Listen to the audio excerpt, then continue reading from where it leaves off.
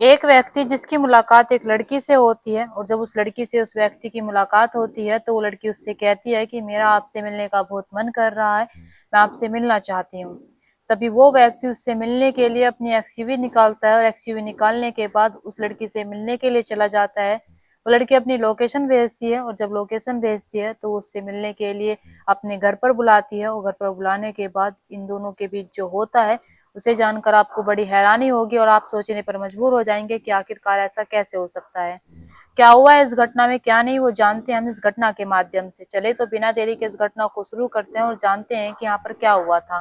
नमस्कार, मेरा नाम रूपा है और आज की ये घटना गुजरात के राजकोट की है। गुजरात के राजकोट का सनान तालुक का रहने वाला एक व्यक्ति जिसके पास बहुत सारी जमीन थी, खेती बाड़ी का काम किया करता था और खेती बाड़ी के साथ साथ जो जमीनें होती हैं वो जब बिकवाता था तो उसमें उसे बहुत अच्छा खासा मुनाफा हो जाता था, यानी कि अच्छे खासे पैसे बच जाते थे। अब जैसे उसे पैसे बचते थे तो उन पैसों से वो अपनी और जमीनें खरीद लिया करता था और अपने बच्चों को पढ़ा रहा था, लिखा रहा था, अपने बच्चों को अच्छी जिंदगी दे रहा था। धीरे धीरे करके अच्छा समय गुजर रहा था, धीरे धीरे करके टाइम बीतता चला जाता है, यानी कि इसके पास पैसों की कोई कमी नहीं थी, इसके पास बहुत सारी गाड़ियां होती हैं, इसके पास एक्सयूवी जैसी गाड़ी भी थी। तभी एक दिन इस व्यक्ति के पास एक लड़की का कॉल आता है। उस लड़की पर कॉल जब आता है, यानी कि उस लड़की का, तो वो कहती है कि मेरा नाम अंजलि है और मैं राजेंद्र नगर से बोल रही हूँ। अब जैसे ये व्यक्ति सारी बातें सुनता है तो वो कहता है कि राजेंद्र नगर से अंजलि, मैं तो अंजलि नाम की किसी भी महिला या लड़की को नहीं जानता हूँ। तभी अंजलि कहती है कि क्या आप मुझे भूल गए, आपने मुझे अपना नंबर दिया था और आप मुझे पहचानने से मना कर रहे हैं। वो अपने दिमाग पर बहुत ज्यादा जोर डालता है और ज्यादा जोर डालने के बाद भी उसे पता नहीं पड़ता है कि अंजलि नाम की किस महिला है, फिर किस लड़की से उसकी मुलाकात हुई थी।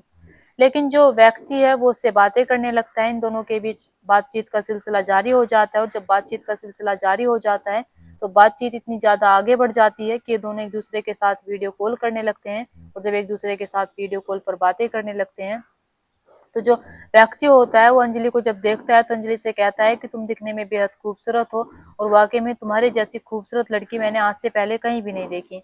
तभी अंजलि कहती है कि तुम मुझे दूर दूर से कब तक देखते रहोगे, चलो अब मिलते हैं और मिलने का समय आ गया है, हम दोनों को मिलकर कुछ करना चाहिए। तभी वो व्यक्ति कहता है कि ठीक है, मुझे मिलने के लिए कहाँ पर आना होगा। 13 फरवरी सन 2026 को जो महिला होती है, लड़की होती है, वो कहती है कि मैं तुम्हें अपनी लोकेशन भेजूंगी और तुम आ जाना, यानी कि राजेंद्र नगर की वो लोकेशन भेजती है। वो अपनी एक्सयूवी निकालता है, एक्सयूवी निकालने के बाद उसके साथ जाता है। ये दोनों पहले खाना खाते हैं, खाना खाने के बाद जो अंजलि होती है वो कहती है कि असल में उसका नाम भावना चावड़ा है, लेकिन जो ज्यादातर लोग हैं उसे अंजलि के नाम से जानते हैं। और चलो अब अपने घर चलते हैं और मैं तुम्हें अपने घर ले जाकर कुछ करना चाहती हूँ, तुम्हारे साथ कुछ बताना चाहती हूँ। जो व्यक्ति होता है उसके घर पर चला जाता है और घर पर जाने के बाद जो अंजलि होती है वो कहती है थोड़ी देर बात करने के बाद कि अपने कपड़े उतारो। उसे समझ नहीं आता है कि उसने ऐसा क्यों कहा। तभी जो अंजलि है उसकी कोली भर लेती है और जब कोली भर लेती है ये दोनों एक दूसरे के भाव में समा जाते हैं। तभी गांव के दो तीन तीन लोग आते हैं और तीन लोग आने के बाद दरवाजा खोल कर उसकी वीडियो बना लेते हैं और कहते हैं कि तुम हमारे ही गांव में आकर हमारी बहन बेटी के साथ ये सब कुछ कर रहे हो, तुम्हें शर्म नहीं आ रही। अब इससे पहले वो कुछ समझ पाता, वो कुछ कह पाता, वो व्यक्ति कहने लगता है कि ऐसा कुछ भी नहीं है जैसा तुम सोच रहे हो। लेकिन जो तीन लोग होते हैं वो उसकी ही गाड़ी में उसे बैठाते हैं, महिला को बैठाते हैं, अंजलि को, और बैठाने के बाद उसे एक सुनसान जगह पर ले जाते हैं।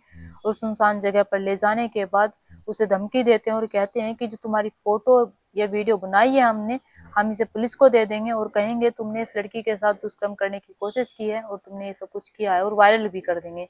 अब जो व्यक्ति होता है वो डर जाता है, वो सोचने लगता है कि अगर ये वीडियो वायरल हो गई, पुलिस स्टेशन पहुंच गई तो उसका भविष्य बेकार हो जाएगा, उसके बच्चे क्या सोचेंगे, और वो कहीं का भी नहीं रहेगा। तभी वो कहता है कि मुझसे गलती हो गई, मुझे माफ कर दीजिए, आप लोग चाहते क्या हैं, आप लोगों को चाहिए क्या। तभी वे तीन व्यक्ति जो होते हैं वे कहते हैं कि हमें 2 करोड़ रुपए चाहिए। अब 2 करोड़ का नाम जैसे ही वे सुनता है तभी वो व्यक्ति कहता है कि मेरे पास इतने पैसे नहीं है। वो कहता है कि ठीक है, 1 करोड़ में डील डन करते हैं, 1 करोड़ मैं तुम्हें दे दूंगा, तुम्हें फोटो वीडियो डिलीट करनी होगी और सब कुछ ऐसे ही हो जाएगा। तभी 1 करोड़ में डील डन हो जाती है और जैसे 1 करोड़ में डील डन होती है तभी वो व्यक्ति अपने बड़े बेटे को कॉल करता है, अपने बड़े बेटे से कहता है कि मुझे एक अच्छी सी जमीन मिली है और वो 1 करोड़ में हमें मिल रही है, तुम पैसा लेकर लोकेशन दे रहा हूँ वहां पर आ जाओ।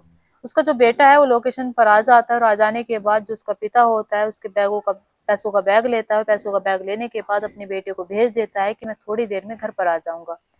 अब ऐसे 1 करोड़ रुपए वो इन लोगों को दे देता है। 1 करोड़ रुपए देने के बाद उनसे अपना फोन लेता है, क्योंकि जो फोन होता है वो छीन लेते हैं, उसके बेटे से सिर्फ बात करने के लिए देते हैं।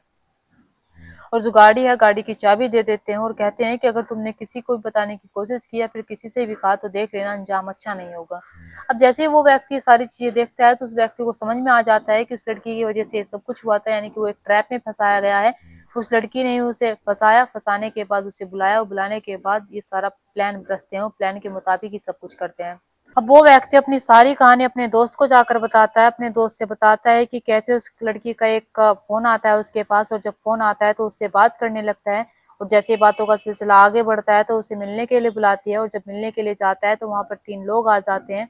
यानी कि उसे समझ में नहीं आता है कि क्या हो रहा है, लेकिन बाद में जाकर पता चलता है कि उस लड़की ने उसे ट्रैप में फंसाया था और 3 जो लोग होते हैं उसके साथ ही मिले हुए थे। जैसे उसका दोस्त ये सारी बातें सुनता है तभी उसका दोस्त कहता है कि चलो हमें पुलिस स्टेशन चलना चाहिए, और अपने दोस्त को पुलिस स्टेशन लेकर जाता है। पुलिस स्टेशन में जाने के बाद वो अपनी सारी कहानी बताता है कि उसके साथ क्या हुआ है क्या नहीं हुआ है। जैसे पुलिस वाले सारी चीजें सुनते हैं तभी वे तत्काल इस केस पर कार्रवाई करते हैं। कार्रवाई करने के बाद वे उन सबको ढूंढ निकालते हैं। ढूंढने के बाद उनसे पूछताछ की जाती है क्या यही व्यक्ति था जिसके साथ इन्होंने ये सब कुछ किया था, या फिर और कोई भी थे, या फिर इन्होंने आज से पहले कितने लोगों को जाल में फंसाया था।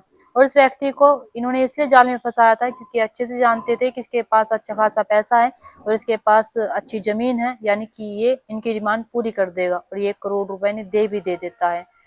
अब जैसे ये सारी चीजें पुलिस वाले देखते हैं, उनकी बातें सुनते हैं, पुलिस वालों की जो जांच है वो भी अभी आगे चल रही है कि आखिरकार इन्होंने कितने लोगों को अपना शिकार बनाया है और कितने लोगों को अपना शिकार नहीं बनाया है। लेकिन दोस्तों, आप क्या कहना चाहेंगे इस घटना के बारे में? लेकिन इस घटना से हमें एक सीख मिलती है कि हमें ऐसे अनजान नंबर पर भरोसा नहीं करना चाहिए। अनजान नंबर पर भरोसा करने के बाद किसी के भी बुलाए पर हमें नहीं जाना चाहिए, या फिर किसी के कहने पर, या फिर किसी का भी अननोन नंबर आता है, हमारे पर कॉल आती है, तो हमें कभी भी उससे ना तो बात करने की कोशिश करनी चाहिए, ना ही उसके दिए हुए पते पर जाना चाहिए, क्योंकि ऐसे ऐसे जो लोग होते हैं वे हमें हनी ट्रैप जैसे मामलों में फंसा लेते हैं। दोस्तों, प्लीज आप अपनी राय कमेंट बॉक्स में कमेंट करके जरूर बताना। और दोस्तों, इस कहानी और घटना को सुनाने का मकसद मेरा आपका दिल दुखाना नहीं था, आपको परेशान करना नहीं था, आपको घटना के बारे में बताना था, आपको सचेत करना था। आप अपने परिवार के साथ खुश रहिए। नमस्कार।